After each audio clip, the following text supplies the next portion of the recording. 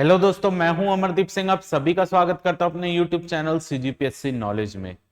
दोस्तों, जो आपके आने वाले जो भी एग्जाम है, चाहे आप लेबर इंस्पेक्टर का पेपर दे, वार्डन, आरआई, पटवारी, या आप सीजीपीएससी की भी तैयारी क्यों ना कर रहे हो, उसमें एक कॉमन जो फैक्टर है जहां से क्वेश्चन पेपर में आता ही है, वो है इकोनॉमिक सर्वे।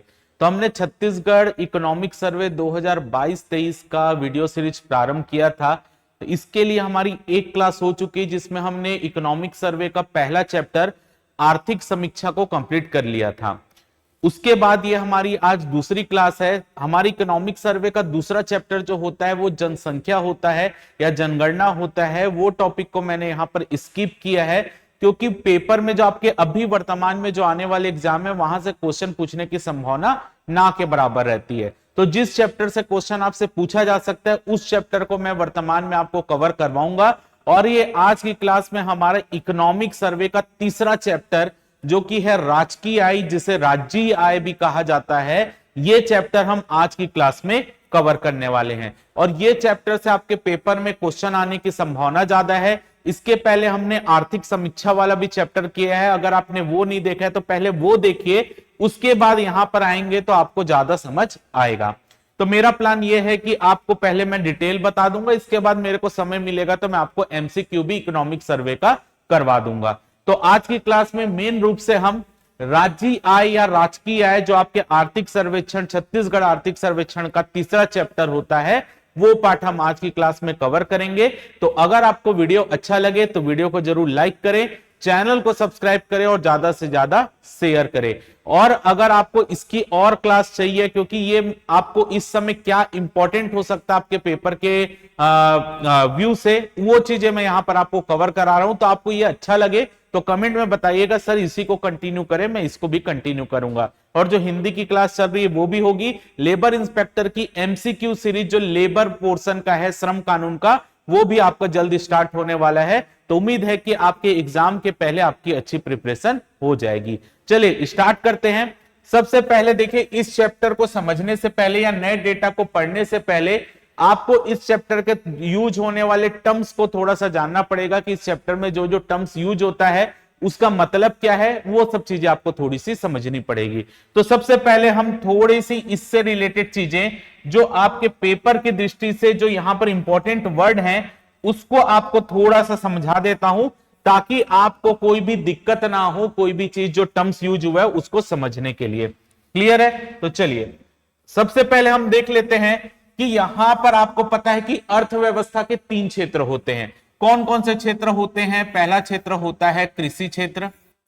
अर्थव्यवस्था के 3 क्षेत्र में पहला क्षेत्र क्या होता है? कृषि क्षेत्र। उसके बाद आता है उद्योग क्षेत्र और उसके बाद आता है सेवा क्षेत्र। यानी ये अर्थव्यवस्था के 3 क्षेत्र होते हैं। अगर आपको पेपर में कृषि क्षेत्र में कौन कौन से क्षेत्र और शामिल होते हैं वो पूछा जाए, यानी कृषि क्षेत्र जो बोला जा रहा है उसमें क्या क्या चीजें सम्मिलित होती है, तो कृषि क्षेत्र के अंतर्गत सबसे पहले आता है फसल, फिर उसके बाद आता है पशुपालन, पशुपालन के बाद आता है मत्स्य पालन और इसके बाद आता है आपका वन। यानी ये कृषि क्षेत्र अगर आपको बोला जाए तो कृषि क्षेत्र के अंतर्गत फसल, पशुपालन, मत्स्य पालन और वन का क्षेत्र आता है। ये आपको पता होना चाहिए। अगर हम कृषि क्षेत्र बोल रहे तो कृषि का मतलब केवल फसल से नहीं है। कृषि क्षेत्र के अंतर्गत फसल, पशुपालन, मत्स्य पालन, वन, ये चारों चीजें आती हैं।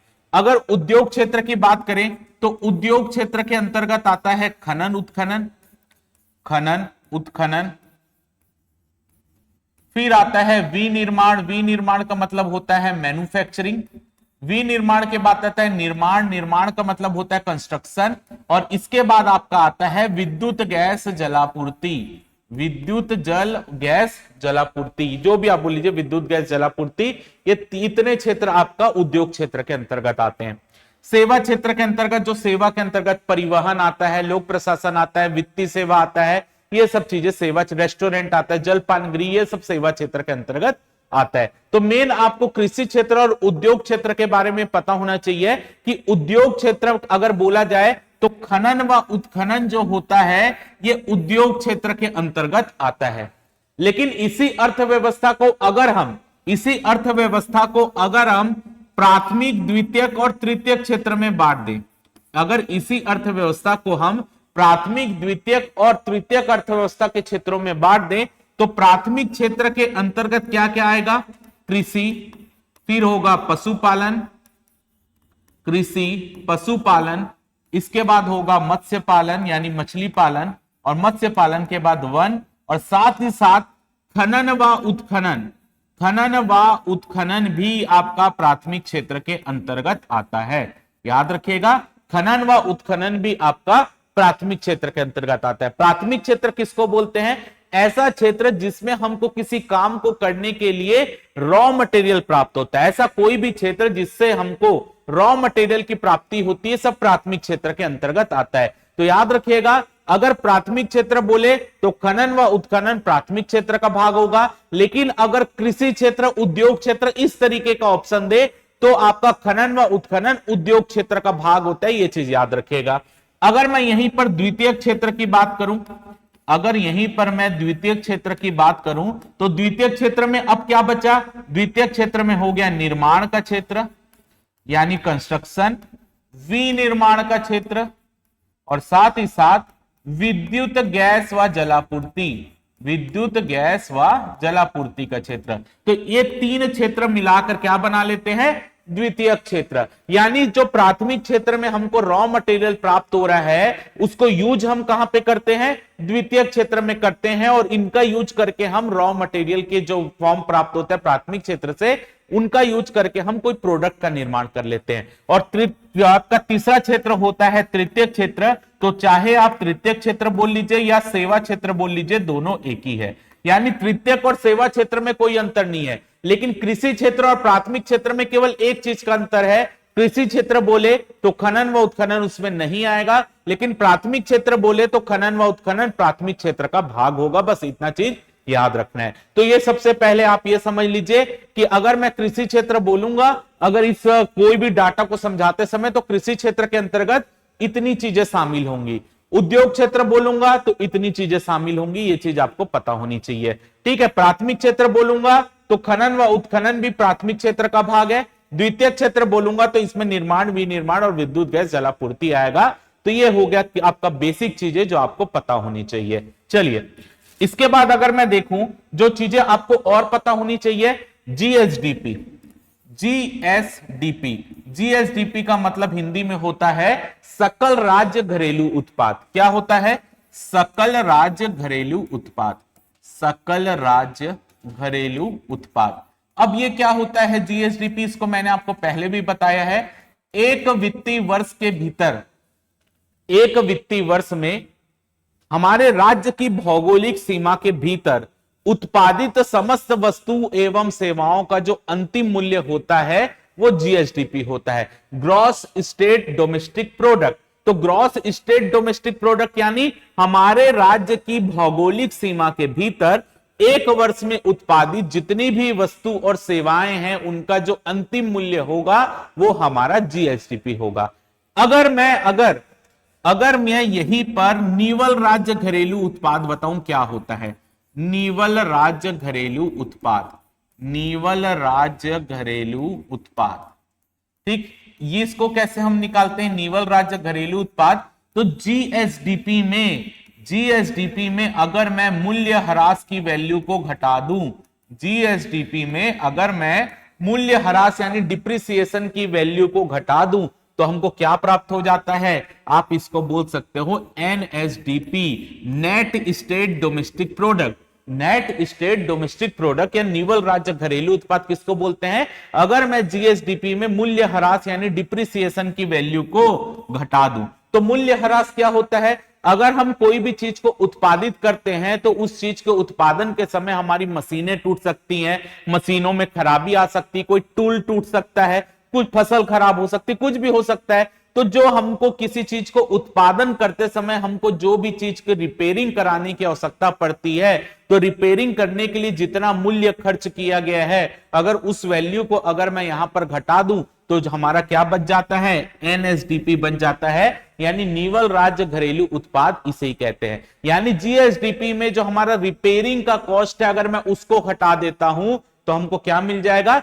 एनएसडीपी मिल जाएगा। ये चीज याद रखिएगा। कि एनएसडीपी और जीएसडीपी में केवल मूल्य ह्रास का अंतर होता है। क्लियर। अब आगे एक और वर्ड सुन लीजिए। अब जीएसडीपी की जो गणना होती है या एनएसडीपी की भी जो गणना होती है, अगर मैं बात करूं जीएसडीपी की जो गणना होती है वो दो मूल्यों में होती है। ठीक है, जीएसडीपी की गणना दो मूल्यों में होती है। सबसे पहला होता है प्रचलित भाव, यानी प्रचलित मूल्य पर जीएसडीपी की गणना होती है, और दूसरा होता है स्थिर भाव या स्थिर मूल्य। दूसरा क्या होता है? स्थिर भाव या स्थिर मूल्य। दो भाव पर जीएसडीपी की गणना होती है। अब ये क्या है इसको समझ लेते हैं। मान लेते हैं 2011-12 ऐसे एक डेट को मैंने रैंडम ले लिया। मान लेते हैं 2011-12 में एक बॉल की कीमत 10 रुपए थी। एक बॉल की कीमत 10 रुपए थी। उस समय हमारी 5 बॉल बिकती थी तो हमारे जीएसडीपी में कितना पैसा जुड़ता था? 50 रुपए का जुड़ जाता था जीएसडीपी में। आज की डेट में 2000 अभी 23-24 चल रहा है, लेकिन मैं 22-23 लिखता हूं इसको। 2022-23 में मान लेते हैं ये बॉल की कीमत 50 रुपए हो गई है और अभी भी 5 बॉल बिकती है तो हमारे जीएसडीपी में कितना मूल्य जुड़ता है? 250 रुपए का मूल्य जुड़ता है। तो अगर आप देखेंगे कि बिग बॉल कितनी बिक रही है, वो अभी भी 5 बिक रही है, पहले भी 5 बिकती थी, लेकिन बॉल की कीमत में बढ़ोतरी हो गई है। पहले बॉल की कीमत 10 रुपए थी, अभी 50 रुपए है। तो अगर हम अभी वर्तमान में जितनी भी बॉल की कीमत है और जितनी बॉल बिक रही है उसका इंटू करके जो जीएसडीपी निकालते हैं, यानी जो वर्तमान कीमत पर मूल्य निकाला जाता है या जीएसडीपी निकाली जाती है, तो इसको बोलते हैं प्रचलित भाव में जीएसडीपी।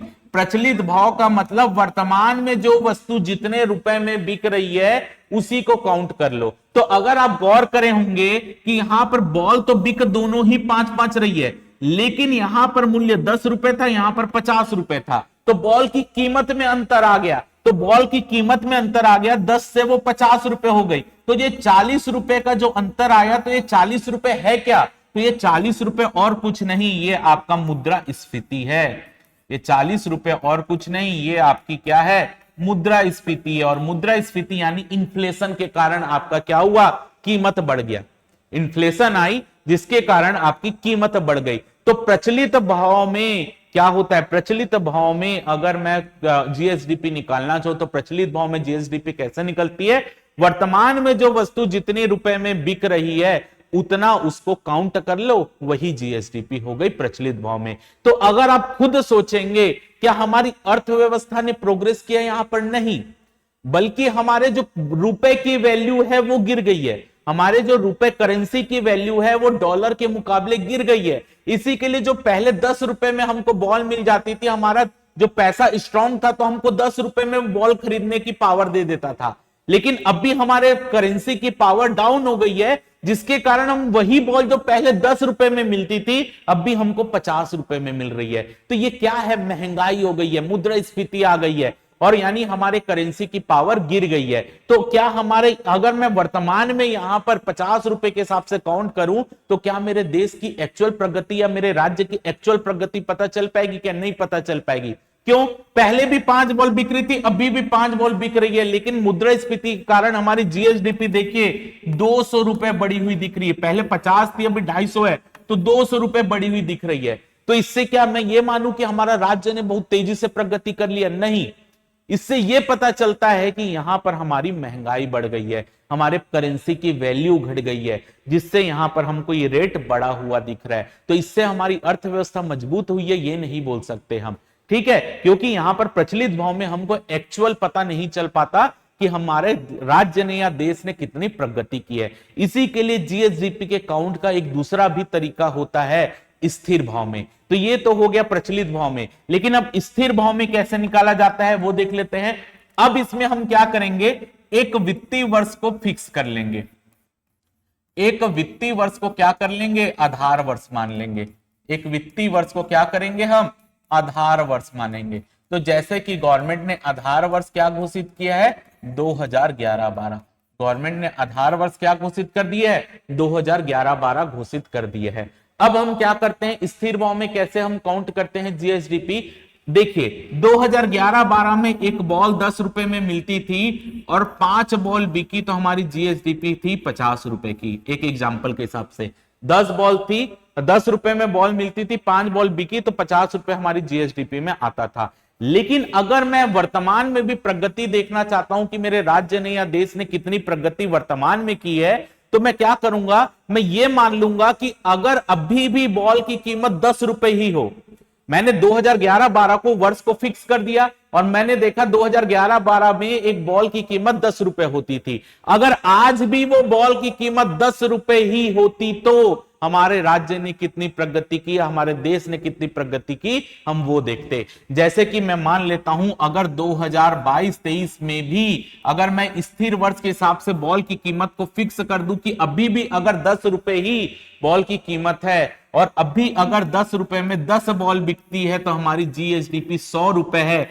तो मेरे को एक्चुअल पता चल गया कि हमने 50 रुपए की ग्रोथ की है। हमको एक्चुअल पता चल गया क्योंकि मैंने बॉल की कीमत 10 रुपए अभी भी रखी है, क्योंकि 2011-12 में वो 10 रुपए ही थी और अभी भी 10 रुपए लिखी, लेकिन यहां पर जो बॉल बिक रही है उसकी संख्या में बढ़ोतरी हो गई है, जिससे हमारी जीएसडीपी में एक्चुअल ग्रोथ हमको पता चल गया कि हमारे जीएसडीपी में एक्चुअल कितने की ग्रोथ हुई, तो हमारे जीएसडीपी में एक्चुअल 50 रुपए की ग्रोथ हुई। तो इसी को स्थिर भाव में जो ग्रोथ होता है वो एक्चुअल ग्रोथ को दर्शाता है, क्योंकि इसमें हम एक वर्ष की तुलना वर्तमान वर्ष से कर लेते हैं, एक वर्ष को आधार वर्ष करके फिक्स कर देते हैं और अगर उस समय वो बॉल की कीमत इतने ही रुपए थी तो वर्तमान में भी अगर मैं इतने में ही बॉल बेचता हूं तो मेरे को एक्चुअल ग्रोथ पता चल जाएगा कि हमारी जो मुद्रा है या हमारी जीएसडीपी है वो एक्चुअल कितनी ग्रोथ हुई। तो इसको क्या बोला जाता है, स्थिर भाव में आपका जीएसडीपी। तो याद रखिएगा आधार वर्ष क्या है, 2011-12 है स्थिर भाव के अनुसार। प्रचलित भाव में वर्तमान में जो कीमत है उसी से काउंट कर लो, वो प्रचलित भाव में जीएसडीपी होता है। तो इतनी चीजें आप यहां पर समझ गए हैं, अब मैं इसके आगे बढ़ता हूं। क्लियर? तो ये चीजें जो बेसिक चीजें थी अब वो आपको समझ आ गई होगी। अब मैं इससे वर्तमान में जो भी डेटा है उसको डील करूंगा, तो एक एक करके सभी डेटा को यहां पर डील करते हैं। क्या है, सकल राज्य घरेलू उत्पाद में विभिन्न क्षेत्र की हिस्सेदारी स्थिर भाव 2011-12 के अनुसार, यानी सकल राज्य घरेलू उत्पाद यानी जीएसडीपी में स्थिर भाव के अनुसार कौन से क्षेत्र की हिस्सेदारी कितनी है। तो सबसे पहले देखें तो सबसे पहले है कृषि क्षेत्र की हिस्सेदारी। तो कृषि क्षेत्र की हिस्सेदारी अगर मैं वर्तमान में देखूं तो 2022-23 में कृषि क्षेत्र की हिस्सेदारी है 16.91% की, उद्योग क्षेत्र की हिस्सेदारी है 49.88% की, जबकि सेवा क्षेत्र की हिस्सेदारी है 33.21% की। तो अगर पूछा जाए कि जीएसडीपी में कृषि क्षेत्र की हिस्सेदारी कितनी है, तो आप ये बोल सकते हो कि कृषि, अगर मान लेते हैं हमारी जीएसडीपी 100 रुपए की है तो 16.91 रुपए हमको कहां से प्राप्त हो रहा है, कृषि क्षेत्र से प्राप्त हो रहा है।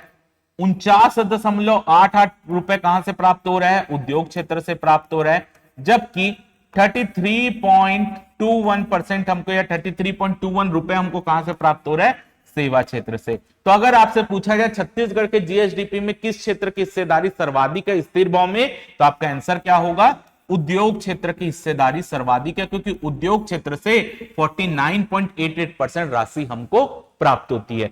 अगर आप लगातार देखेंगे 16.70%, 17.01, 16.97, 17.83, 17.23, 16.91, तो लगातार देखिए कि कृषि क्षेत्र की हिस्सेदारी जीएसडीपी में उतार चढ़ाव वाली रही है, क्योंकि राशि बढ़ घट रही है। देखिए बार बार बढ़ घट रही है, यानी ये उतार चढ़ाव वाली रही है।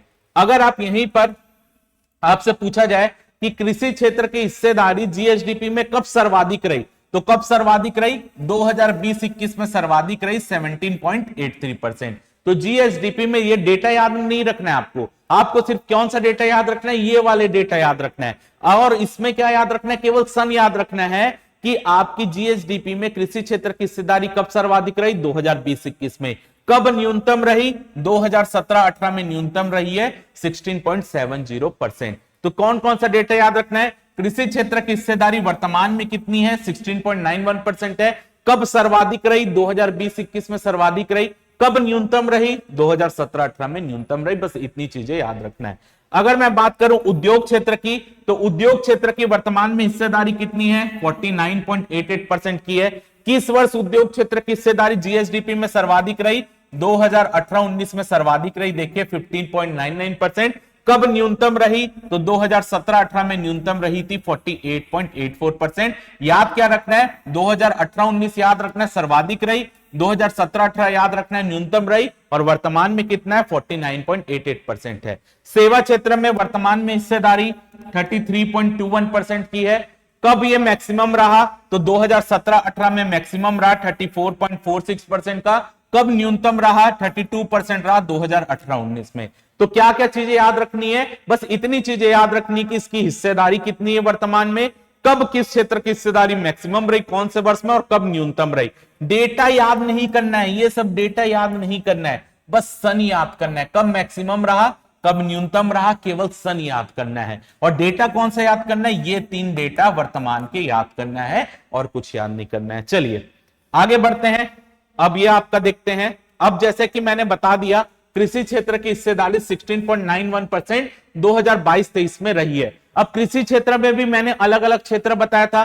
कृषि आता है, यानी कृषि क्षेत्र के अंतर्गत फसल आता है, फसल के बाद पशुपालन, फिर मत्स्य पालन, और साथ ही साथ वन आता है। तो इसमें जो हमको 16.91% हिस्सेदारी कृषि क्षेत्र की है, तो इस कृषि क्षेत्र के अंतर्गत जो अलग अलग सेक्टर हैं उनकी कितनी हिस्सेदारी है वो देख लेते हैं। तो अगर आप देखेंगे यहां पर कृषि क्षेत्र में विभिन्न क्षेत्र की हिस्सेदारी स्थिर भाव 2022-23, तो जैसे कि मैंने बताया कृषि क्षेत्र की कुल हिस्सेदारी कितनी है, तो कृषि क्षेत्र की कुल हिस्सेदारी है 16.91% की। उसमें फसल क्षेत्र से प्राप्त होता है 9.89%, पशुपालन क्षेत्र से प्राप्त होता है 1.65%, वन क्षेत्र से प्राप्त होता है 3.19%, मत्स्य पालन क्षेत्र से प्राप्त होता है 2.17%।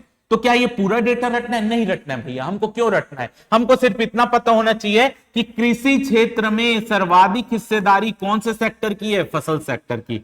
यानी कृषि क्षेत्र का जो 16.91% प्राप्त होता है, उसमें भी सर्वाधिक हमको किससे प्राप्त होता है? फसल क्षेत्र से प्राप्त होता है 9.89%, बाकी क्षेत्रों से कम है।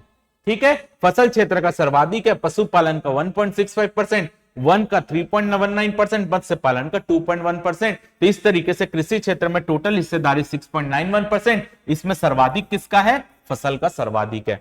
अगर यहां पर मैं बात करूं, अगर यहां पर मैं प्राथमिक क्षेत्र की हिस्सेदारी देखूं, तो मैंने आपको बताया था कृषि क्षेत्र और प्राथमिक क्षेत्र में अंतर क्या होता है। प्राथमिक क्षेत्र बोलेगा तो उसमें खनन व उत्खनन को भी शामिल कर लेंगे। तो अगर कृषि क्षेत्र की हिस्सेदारी 16.91% थी, अगर मैं इस हिस्सेदारी में खनन व उत्खनन को भी जोड़ दूं, खनन व उत्खनन को भी जोड़ दूं, तो हमको क्या प्राप्त हो जाएगा? हमको प्राप्त हो जाएगा प्राथमिक क्षेत्र की हिस्सेदारी। प्राथमिक क्षेत्र की हिस्सेदारी, तो जैसे कि आपने पढ़ा, फसल का है 9.89, यहां पर भी आप देख लीजिए वही लिखा है। पशुपालन का है 1.65, वन का है 3.19, मत्स्य पालन का है 2.17, और खनन व उत्खनन, खनन व उत्खनन का कितना है? 10.75। तो अगर मैं 16.91 में 10.75 जोड़ दूं, तो हमको क्या प्राप्त हो रहा है? 27.65% प्राप्त हो रहा है। और ये 27.65% जो है, ये आपके प्राथमिक क्षेत्र की हिस्सेदारी है जीएसडीपी में। तो अगर आपसे पूछा जाए प्राथमिक क्षेत्र की हिस्सेदारी स्थिर भाव के साथ जीएसडीपी में कितनी है, तो 27.65%। कृषि क्षेत्र पूछा जाए 16.91%। अगर पूछा जाए प्राथमिक क्षेत्र में सर्वाधिक हिस्सेदारी जो है वो कौन से सेक्टर की है, तो प्राथमिक क्षेत्र में आ जाएगा खनन व उत्खनन की, क्योंकि खनन व उत्खनन 10.75% की हिस्सेदारी रखता है। जबकि अगर आपसे पूछा जाए कृषि क्षेत्र में सर्वाधिक किसकी हिस्सेदारी है, तो कृषि क्षेत्र में सर्वाधिक फसल क्षेत्र की हिस्सेदारी है 9.89। तो क्वेश्चन को ध्यान से पढ़िएगा। कृषि क्षेत्र बोलेगा कि कृषि क्षेत्र में सर्वाधिक हिस्सेदारी किसकी है? फसलों की। प्राथमिक क्षेत्र में सर्वाधिक हिस्सेदारी किसकी है? खनन व उत्खनन की। कृषि क्षेत्र की जीएसडीपी में हिस्सेदारी कितनी है? 16.91%। प्राथमिक क्षेत्र की जीएसडीपी में हिस्सेदारी कितनी है? 27.65%। इन चीजों को याद रखिएगा। चलिए आगे बढ़ते हैं, अब अगले में जाते हैं। अब हम यहां पर देखते हैं, अभी तो हमने केवल स्थिर भाव में प्राथमिक क्षेत्र और कृषि क्षेत्र की हिस्सेदारी देखी। अब हम स्थिर भाव में उद्योग क्षेत्र और द्वितीयक क्षेत्र और सेवा क्षेत्र की हिस्सेदारी को देख लेते हैं। चलिए अब एक एक करके सबको डील करते हैं।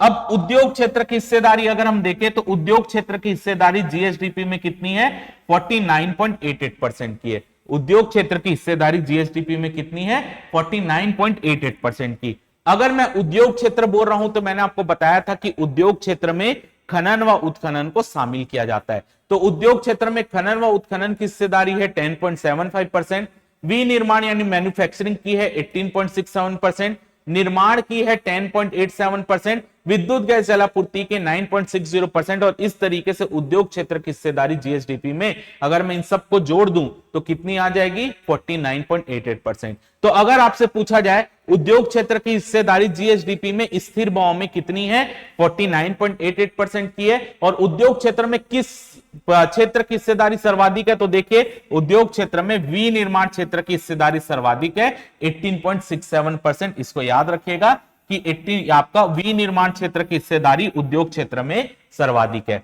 अगर मैं द्वितीय क्षेत्र की बात करूं तो द्वितीय क्षेत्र में क्या होता है, द्वितीय क्षेत्र बोला जाएगा तो उसमें केवल 3 सेक्टर आते हैं आपके विनिर्माण, निर्माण, विद्युत गैस जलापूर्ति, क्योंकि प्राथमिक क्षेत्र में खनन उत्खनन चला जाता है तो द्वितीय क्षेत्र में तो खनन उत्खनन आएगा नहीं। तो जो आपका खनन उत्खनन वाला हिस्सा था अगर मैं 49.88 से 10.75 घटा दूं तो आपका क्या आ जाएगा, आपका आ जाएगा द्वितीय क्षेत्र की हिस्सेदारी। तो विनिर्माण क्षेत्र की है 18.67, निर्माण की है 10.87, विद्युत गैस जलापूर्ति के 9.60। तो इस तरीके से द्वितीय क्षेत्र की हिस्सेदारी कितनी आ रही है 39.13% की जीएसडीपी में। तो जीएसडीपी में द्वितीय क्षेत्र की हिस्सेदारी कितनी है 39.18% की हिस्सेदारी द्वितीय क्षेत्र की है। इसमें किसकी सर्वाधिक है, तो इसमें भी आप देख लीजिए विनिर्माण क्षेत्र की सर्वाधिक हिस्सेदारी है।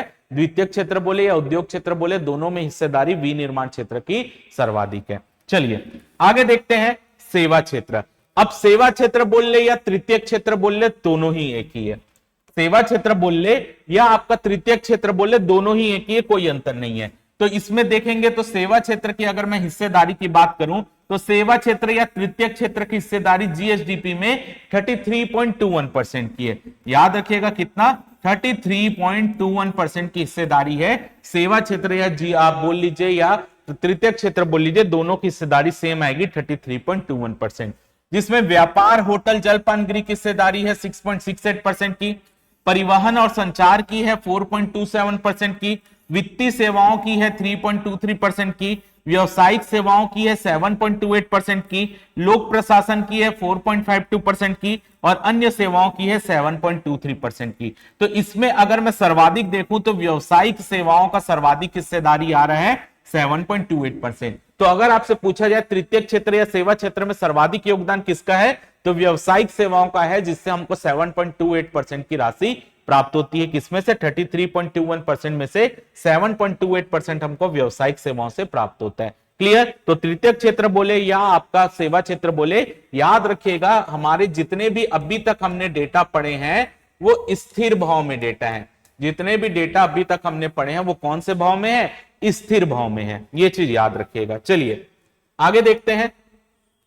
अब यहां से जो भी डेटा हम पढ़ना चालू कर रहे हैं ये प्रचलित भाव के डेटा है। यहां से जो भी डेटा अभी हम पढ़ेंगे वो कौन से भाव के डेटा है, प्रचलित भाव के डेटा है। याद रखिएगा अभी तक ऊपर जितना हमने पढ़ा वो स्थिर भाव के डेटा थे। पेपर में आपको लिख कर देगा कि वो स्थिर भाव का पूछ रहा है कि प्रचलित भाव का पूछ रहा है, तो वो मेंशन रहेगा। तो ऊपर अभी तक जितना पढ़े वो स्थिर भाव का था, अब जो पढ़ रहे हैं ये प्रचलित भाव का डेटा है। इसको याद रखेंगे क्या है, चलिए पढ़ लेते हैं। तो प्रचलित भाव में देखेंगे तो कृषि क्षेत्र की हिस्सेदारी कितनी है वर्तमान में 21.79%।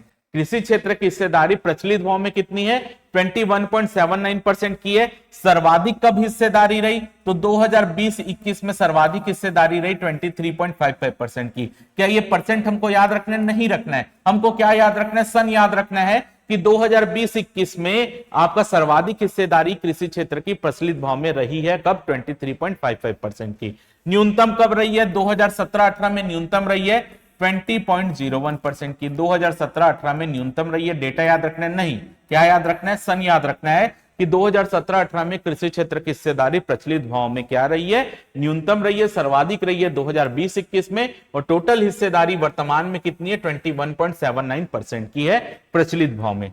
उद्योग क्षेत्र की हिस्सेदारी देखें तो उद्योग क्षेत्र की वर्तमान में हिस्सेदारी है 42.28%। सर्वाधिक कब रही है, 2018-19 में सर्वाधिक रही है। न्यूनतम कब रही है, 2020-21 में न्यूनतम रही है। क्लियर?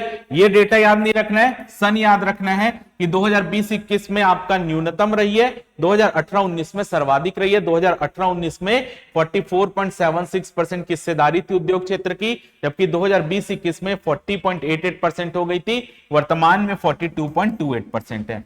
सेवा क्षेत्र की हिस्सेदारी देखें तो सेवा क्षेत्र की वर्तमान में हिस्सेदारी है 35.93% की।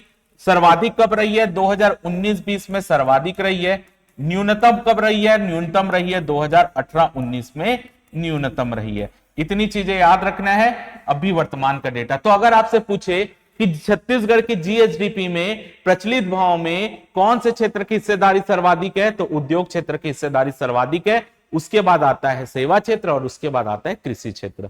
क्लियर? चलिए आगे बढ़ते हैं। अब हम देखते हैं कृषि क्षेत्र में विभिन्न क्षेत्रों की हिस्सेदारी, जैसे कि मैंने आपको अभी स्थिर भाव में बताया था, अब मैं उसी को प्रचलित भाव में आपको बता रहा हूं। देखिए फसलों की हिस्सेदारी अगर मैं देखूं तो अब आप टोटल देखेंगे कृषि क्षेत्र की हिस्सेदारी कितनी थी प्रचलित भाव में? 21.79% की थी, जिसमें फसलों से 12.29% आ रहा है, पशुपालन से ये 2.46% है, 2.46%, वन में 4.52%, मत्स्य पालन का 2.52%। तो कृषि क्षेत्र की टोटल हिस्सेदारी प्रचलित भाव में कितनी है? 21.79% की है, जिसमें किसकी सर्वाधिक है? फसल की सर्वाधिक है 12.29% की।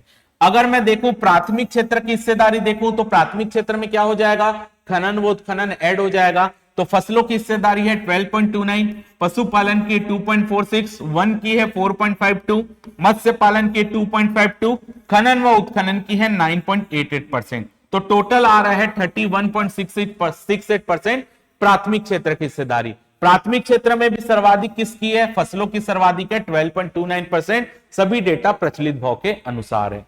चलिए आगे देख लेते हैं इसको।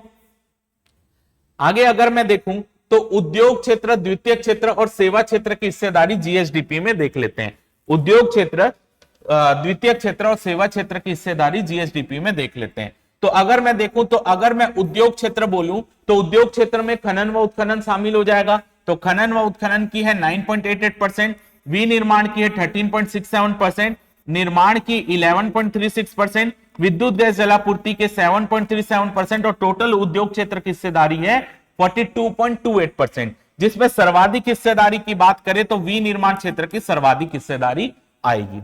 द्वितीय क्षेत्र की बात करूं तो अगर मैं उद्योग क्षेत्र से खनन व उत्खनन को हटा दूं, क्योंकि वो प्राथमिक क्षेत्र में चला जाता है, तो खनन व उत्खनन को हटा दूं तो द्वितीय क्षेत्र की हिस्सेदारी आ जाएगी। तो द्वितीय क्षेत्र की कुल हिस्सेदारी है 32.40%, जिसमें विनिर्माण क्षेत्र की है 13.67, निर्माण की है 11.36 और विद्युत गैस जलापूर्ति की है 7.37%। तो द्वितीय क्षेत्र में भी सर्वाधिक हिस्सेदारी विनिर्माण क्षेत्र की है, इसको भी आपको याद रखना है। अब मैं आपको सेवा क्षेत्र बोल दूं या मैं आपको तृतीय क्षेत्र बोल दूं, बात एक ही है। सेवा क्षेत्र बोलूं या तृतीय क्षेत्र बोलूं, बात एक ही है। सेवा क्षेत्र या तृतीय क्षेत्र की हिस्सेदारी जीएसडीपी में 35.93% की कितनी है? 35.93% की है, जिसमें व्यापार, होटल, जलपान गृह का 7.53% हिस्सा, परिवहन संचार का 4.09, वित्तीय सेवा का 3.39, व्यवसायिक सेवा का 3.13, लोक प्रशासन का 4.85 और अन्य सेवा का है 8.40। तो आप देखेंगे सेवा क्षेत्र में जो सर्वाधिक हिस्सेदारी है वो अन्य सेवा क्षेत्र की आ रही है। ये सब डेटा याद करने की कोई जरूरत नहीं है, ये सब डेटा याद करने की कोई जरूरत नहीं, बस इतना याद रखना है कि प्रचलित भाव में सेवा क्षेत्र या तृतीय क्षेत्र की हिस्सेदारी आपकी 35.93% है और जिसमें सर्वाधिक हिस्सेदारी अन्य सेवाओं की है। बस इतनी चीजें याद रखनी है। क्लियर? अब हम यहां पर देख लेते हैं वृद्धि दर। अब वृद्धि दर का मतलब क्या होता है, थोड़ा सा ये समझ लीजिए। जैसे कि अगर मैं बोलूं कि मेरी जो जीएसडीपी थी वो 100 रुपए थी 2021-22 में। मेरी जीएसडीपी अगर थी 100 रुपए थी 2021-22 में और 2022-23 में ये बढ़कर 105 रुपए की हो गई, तो वृद्धि कितनी हुई? 5% की वृद्धि हुई। वृद्धि कितनी हुई? 5% की वृद्धि हुई। तो यही कितने प्रतिशत की ये वृद्धि हुई है, यही बता रहा है कि पिछले वर्ष के मुकाबले इस वर्ष में हमारी कितने प्रतिशत की, कौन से क्षेत्र की वृद्धि हुई है। तो अगर मैं बात करूं कृषि क्षेत्र की वृद्धि दर कब की? 2022-23। याद रखिएगा सभी डेटा प्रचलित भाव में है कि प्रचलित भाव में वृद्धि दर कितना है। तो 2022-23 में कृषि क्षेत्र की वृद्धि दर है 10.70%। 10.70 का मतलब है 2021-22 में जितना भी हमने कृषि क्षेत्र से कमाया था, 2022-23 में 10% हम उससे ज्यादा कमा रहे हैं। प्राथमिक क्षेत्र बोला जाए तो प्राथमिक क्षेत्र में खनन व उत्खनन भी शामिल हो जाता है, तो यह वृद्धि दर बढ़ के कितनी हो जाती है, 14.65% की हो जा रही है। तो अगर आपसे पूछा जाए कि कृषि क्षेत्र में सर्वाधिक वृद्धि दर वाला क्षेत्र कौन सा है, तो कृषि क्षेत्र के अंतर्गत जो पशुपालन है, पशुपालन क्षेत्र से जो आने वाली राशि है वो हमारी ज्यादा बड़ी है। ठीक है, यानी अगर मैं पशुपालन से पहले 100 रुपए कमाता था और इसमें अब 105 कमा रहा हूं, तो यानी सबसे ज्यादा कृषि क्षेत्र के अंतर्गत जो सबसे ज्यादा पैसा हमारे में बढ़ोतरी हुआ है वो पशुपालन क्षेत्र का हुआ है। यानी बाकी क्षेत्र भी बढ़े हैं, लेकिन जो सबसे ज्यादा पैसा अब भी बढ़ गया, पिछले मान लेते हैं पहले कृषि से 2 रुपए, फसल क्षेत्र से 2 रुपए आता था, फिर यहां पे आपका वन क्षेत्र से 3 रुपए आता था, फिर आपका मत्स्य पालन से मान लेते हैं 4 रुपए आता था, फिर आपका मैं मान लेता हूं कि जो आपका फसल क्षेत्र हो गया, पशुपालन क्षेत्र हो गया, मत्स्य पालन हो गया या वन हो गया, उससे 5 रुपए आता था। ठीक, तो ये आपका मान लेते हैं 2 रुपए से ये बढ़कर 3 रुपए हो गया कृषि क्षेत्र। पशुपालन जो था वो 3 रुपए पहले था, अब ये बढ़ के 8 रुपए हो गया। जो आपका वन से पहले 4 रुपए आता था वो बढ़ के 5 रुपए हो गया, और जो आपका मत्स्य पालन से 5 रुपए आता था वो 6 रुपए हो गया। तो बड़े तो सब बढ़ गए, देखिए बड़े तो सब हैं, लेकिन सबसे ज्यादा कौन बढ़ा, सबसे ज्यादा पशुपालन बढ़ा। तो वही बोल रहा है कि कृषि क्षेत्र में जो सर्वाधिक वृद्धि दर है वो किसमें सबसे ज्यादा वृद्धि हुई है, पशुपालन क्षेत्र से आने वाले पैसों में सर्वाधिक वृद्धि हुई है। जबकि प्राथमिक क्षेत्र बोलेगा तो खनन व उत्खनन से आने वाले पैसों में सर्वाधिक वृद्धि हुई है। कृषि क्षेत्र बोलेगा तो पशुपालन, प्राथमिक क्षेत्र बोलेगा तो खनन व उत्खनन से आने वाले पैसों में सर्वाधिक वृद्धि हुई है। सेम चीज अगर मैं यहां पे बात करूं उद्योग क्षेत्र और द्वितीयक क्षेत्र की, तो उद्योग क्षेत्र में जो वृद्धि दर है वो 12.21% है, यानी पिछले वर्ष के मुकाबले 12% की वृद्धि हुई है उद्योग क्षेत्र से आने वाले पैसों में। द्वितीय क्षेत्र में 8.94% की वृद्धि है। द्वितीय क्षेत्र यानी यहां से हमको खनन व उत्खनन हटाना पड़ता है, खनन व उत्खनन उद्योग क्षेत्र में जुड़ जाता है, जबकि द्वितीय क्षेत्र में हमको माइनस करना पड़ता है। तो वृद्धि दर उद्योग क्षेत्र में 12.21% की है, पिछले वर्ष के मुकाबले 12% की वृद्धि हुई है, जबकि द्वितीय क्षेत्र में 8.94% की वृद्धि हुई है। अगर मैं बात करूं उद्योग क्षेत्र में सर्वाधिक वृद्धि दर खनन व उत्खनन की है, जबकि द्वितीय क्षेत्र में सर्वाधिक वृद्धि दर विद्युत गैस जलापूर्ति की है। जो मैंने नोट में लिखा है ये भी आपके पेपर में पूछा जा सकता है, इसको याद रखिएगा। उद्योग क्षेत्र में सर्वाधिक वृद्धि दर खनन व उत्खनन की, जबकि द्वितीय क्षेत्र में सर्वाधिक वृद्धि दर विद्युत गैस जलापूर्ति की। अगर हम मैं बात करूं सेवा क्षेत्र की, तो सेवा क्षेत्र की जो वृद्धि दर बोल लूं या तृतीय क्षेत्र की वृद्धि दर बोल लूं तो ये है आपका 14.43%। यानी सेवा क्षेत्र जो है पिछले बार जितना पैसा प्राप्त हुआ था उससे 14% अधिक पैसा इस वर्ष में प्राप्त होगा, और सेवा क्षेत्र के अंतर्गत जो अन्य सेवाओं वाला पार्ट है उसमें वृद्धि दर सर्वाधिक है। तो सेवा क्षेत्र के अंतर्गत अन्य सेवाओं की वृद्धि दर सर्वाधिक है।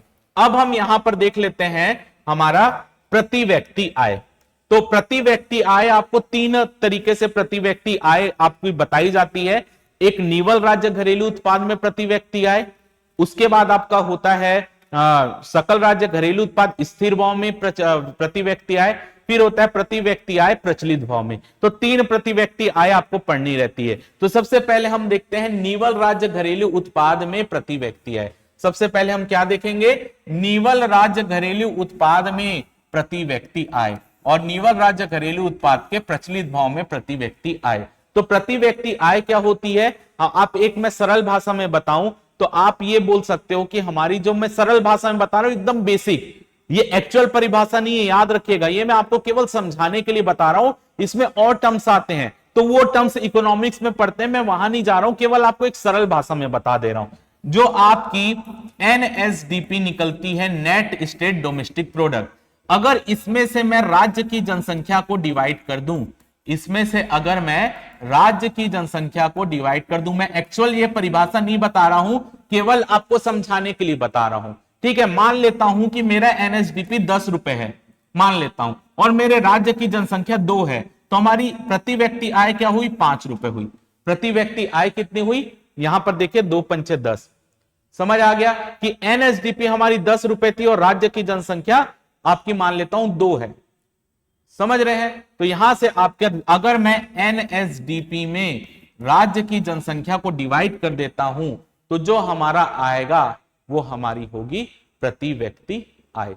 तो राज्य की जनसंख्या थी 2, तो हमारी प्रति व्यक्ति आय होगी 5 रुपए, यानी 2 ही व्यक्ति है, दोनों कितना कमाते हैं, 5-5 रुपए कमाते हैं, तो इस तरीके से 10 रुपए प्रति व्यक्ति आय आती है।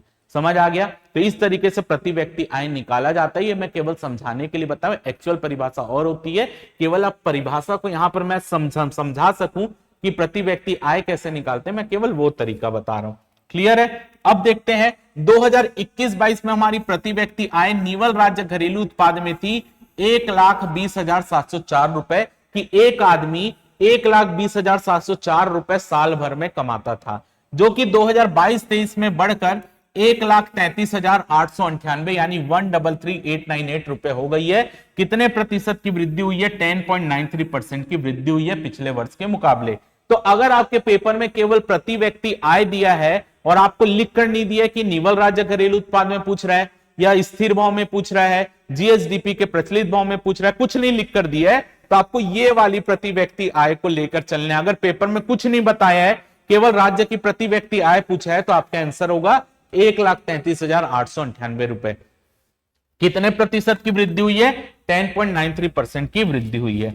अगर मैं यहां पर देखूं प्रति व्यक्ति आय सकल राज्य घरेलू उत्पाद में, ऊपर क्या था? निवल राज्य घरेलू उत्पाद में, यानी सकल राज्य घरेलू उत्पाद में मैंने मूल्य ह्रास को घटा दिया था, डिप्रिसिएशन को घटा दिया था, लेकिन यह है जीएसडीपी में प्रति व्यक्ति आय प्रचलित भाव में। तो 2021-22 में थी ये 1,36,873 रुपए, 2022-23 में ये बढ़कर 1,52,348 रुपए हो गई है, और वृद्धि कितनी हुई है? 11.30% की वृद्धि हुई है। याद रखिएगा ये डेटा जीएसडीपी में प्रचलित भाव में है, ऊपर वाला डेटा जीएसडीपी में नहीं था, वो एनएसडीपी में था, प्रचलित भाव में। अब हम देख लेते हैं तीसरा जो है कि प्रति व्यक्ति आय जीएसडीपी के स्थिर भाव में, प्रति व्यक्ति आय जीएसडीपी के स्थिर भाव में, कौन से भाव में? स्थिर भाव में। तो कितनी है प्रति व्यक्ति आय? 2021-22 में थी 90,149 रुपए, जो अभी बढ़कर 96,242 रुपए हो गई है। कितने प्रतिशत की वृद्धि हुई है? 6.76%, 6.76% की वृद्धि हुई है। क्लियर? तो ये आपके डेटा, अगर आपको पेपर में ना तो स्थिर भाव लिख कर दे रहा है ना प्रचलित भाव, केवल प्रति व्यक्ति आय पूछ रहा है, तो आपको कौन सा वाला आंसर लेना है? एनएसडीपी में जो प्रति व्यक्ति आय थी उसका आपको डेटा लेना है। तो 3 प्रति व्यक्ति आय है, पेपर में ध्यान से पढ़िएगा कौन सी प्रति व्यक्ति आय पूछ रहा है, कुछ नहीं लिख कर देगा, तो एनएसडीपी के जो प्रचलित भाव में आपका था प्रति व्यक्ति आय का डेटा, वो आपको लेना है। तो यहां पर आपका छत्तीसगढ़ इकोनॉमिक सर्वे का जो चैप्टर 3 था राज्य आय, वो यहां पर एंड होता है। जितने डेटा मैंने बताया है केवल वो चीजें पढ़ के जाइएगा, कौन सा डेटा नहीं पढ़ना है, किसमें सन याद रखना है, वो सब चीजें भी मैंने आपको साथ में बताई है। इसका पीडीएफ जो है आपको टेलीग्राम चैनल में मिल जाएगा। आप सीजीपीएससी नॉलेज टेलीग्राम ग्रुप में जाइएगा, वहां पर आपको इसका पीडीएफ मिल जाएगा। सीजीपीएससी नॉलेज ऐप में आप टेलीग्राम ग्रुप में जाइएगा, वहां पर इसका नोट्स में प्रोवाइड करवा दूंगा, जो भी यहाँ पर पढ़ाए हैं उसका पीडीएफ आपको मिल जाएगा। तो उम्मीद करता हूं कि आपको आज की क्लास अच्छी लगी होगी। अगर आपको ऐसे वीडियो और चाहिए तो बताइएगा मैं कमेंट सेक्शन में, तो मैं और इसकी क्लासेस जो है उसको आगे रेगुलर कंटिन्यू करूंगा। तो उम्मीद करता हूं कि आपको वीडियो अच्छा लगा होगा। अगर आपको वीडियो अच्छा लगा हो तो वीडियो को जरूर लाइक करें, चैनल को सब्सक्राइब करें और वीडियो को ज्यादा से ज्यादा शेयर करें। फिलहाल के इस वीडियो में सिर्फ इतना ही। जय भारत, जय छत्तीसगढ़।